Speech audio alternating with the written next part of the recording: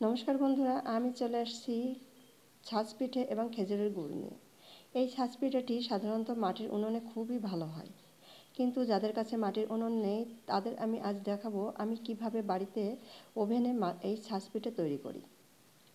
এখানে আমি চাল নিয়েছি 500 গ্রাম এবং এর মধ্যে আমি সেদ্ধ চাল 300 এবং আতপ চাল 200 গ্রাম নিয়েছি।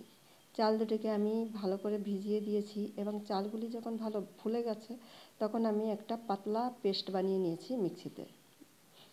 এখানে আমি পেস্টটি, বন্ধুরা আপনারা যদি পেস্টটি এত মিহি করতে না পারেন তাহলে অবশ্যই চালনি দিয়ে সেঁকে নেবেন। এবং আমি এই পেস্টটিকে 4 ঘন্টার জন্য সেট করতে দিয়েছি। বন্ধুরা, এখানে যদি আপনাদের হাতে 4 ঘন্টাও সময় না থাকে তাহলে অবশ্যই একটু ইনো মিশিয়ে নেবেন। আমি এখানে মাটির ছাঁচটি ভালো করে ধুয়ে মুছে তেল লাগিয়ে ওভেনে বসিয়ে দিয়েছি এবং এই ব্যাটারটিকে আমি পাতলা করে লবণ মিশিয়ে কিছুটা 2 মিনিটের মতো আমি একটু ফেটিয়ে নিয়েছি।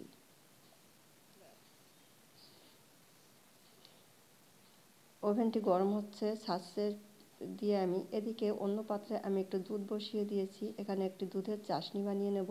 এই পিঠেগুলির থেকে কিছুটা পিঠে আমি এই দুধে ভিজিয়ে দেব। যাই হোক, ওভেনটি ভালো গরম হয়ে গেছে, এই ছাঁচটি তো এবার আমি অল্প অল্প করে ব্যাটারটি দিয়ে দেব এবং খানিকটা খালি রাখবো।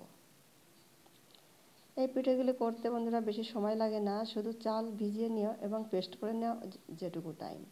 যখন মন বলবে তখনই আমরা এই পিঠেগুলো বানিয়ে খেতে পারি। এর জন্য আলাদা করে আমাদের চালের পাউডার কিনা কিংবা অন্য সময়ে চাল থেকে পাউডার বানিয়ে রাখার কোনো সমস্যা নেই।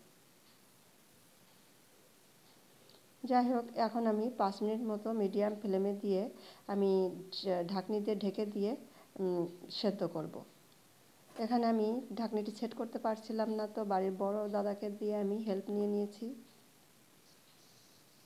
5 মিনিট পরে আমি পিঠের ঢাকনিটিকে তুলে দেখুন কি সুন্দর একটা পিঠে তৈরি হয়ে গেছে। একদম ফোলা ফোলা, এক নরম এবং খুব সুন্দর, নিচের থেকে খুব সুন্দরভাবে ছাড়িয়ে যাচ্ছে। বন্ধুরা দেখুন, এই ছাড়ানোর জন্য আমরা আগে ভালো করে ছাঁচটিকে তেল দিয়ে মুছে নিতে হবে। এবার ধীরে ধীরে আমি পিঠেগুলিকে ছাড়িয়ে নিচ্ছি এবং তুলে নেব। এভাবে আমরা পিঠেগুলিকে বানাতে পারি। এদিকে আমি পিঠেগুলি তুলে নিয়েছি। যাদের মাটির উনুন নেই বন্ধুরা, তারা অবশ্যই একবার এভাবে চেষ্টা করে দেখবেন, অন্তত যারা পিঠে খেতে ভালোবাসেন। আমি এখানে পিঠেগুলি তুলে নিয়ে গরম গরম খেজুরের গুড়ের সঙ্গে সার্ভ করে দিয়েছি। এখন আমাদের মাটির উনুনের জন্য কোনো পিঠে খাওয়া নিয়ে কোনো চিন্তা করতে হবে না। যখনই আমাদের ভালো লাগবে তখনই আমরা শীতকালের দিকে কিংবা যে কোনো সময় এভাবেই পিঠে বানিয়ে খেতে পারি। বন্ধুরা, আমার এই ভিডিওটি যদি ভালো লাগে